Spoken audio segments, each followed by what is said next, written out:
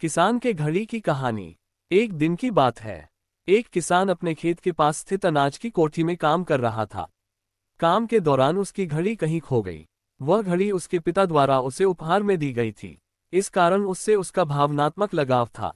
उसने वह घड़ी ढूंढने की बहुत कोशिश की।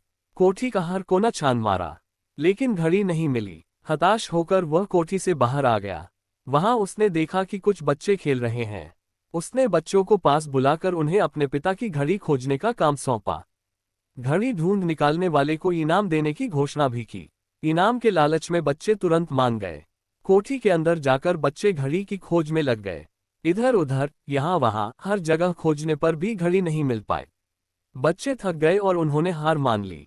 किसान ने अब घड़ी मिलने की आस खो दी। बच्चों के जाने के बाद वह कोठी में उदास बैठा था। तभी एक बच्चा वापस आया और किसान से बोला कि वह एक बार फिर से घड़ी ढूंढने की कोशिश करना चाहता था। किसान ने हामी भर दी। बच्चा कोठी के भीतर गया और कुछ ही देर में बाहर आ गया।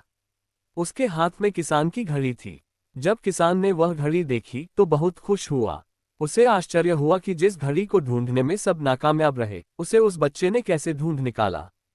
पूछने पर बच्चे ने बताया कि कोठी के भीतर जाकर वह चुपचाप एक जगह खड़ा हो गया और सुनने लगा। शांति में उसे घड़ी की टिक टिक की आवाज सुनाई पड़ी और उस आवाज की दिशा में खोजने पर उसे वह घड़ी मिल गई। किसान ने बच्चे को शाबाशी दी और इनाम देकर विदा किया। शिक्षा। शांति हमारे मन और मस्तिष्क को एकाग्र करती है और यह एकाग्र मन स्थिति जीवन की दिशा निर्धारित करने में सहायक है। इसलिए दिन भर में कुछ समय हमें अवश्य निकलना चाहिए, जब हम शांति से बैठकर मनन कर सकें। अन्यथा शोरगुल भरी इस दुनिया में हम उलझ कर रह जाएंगे।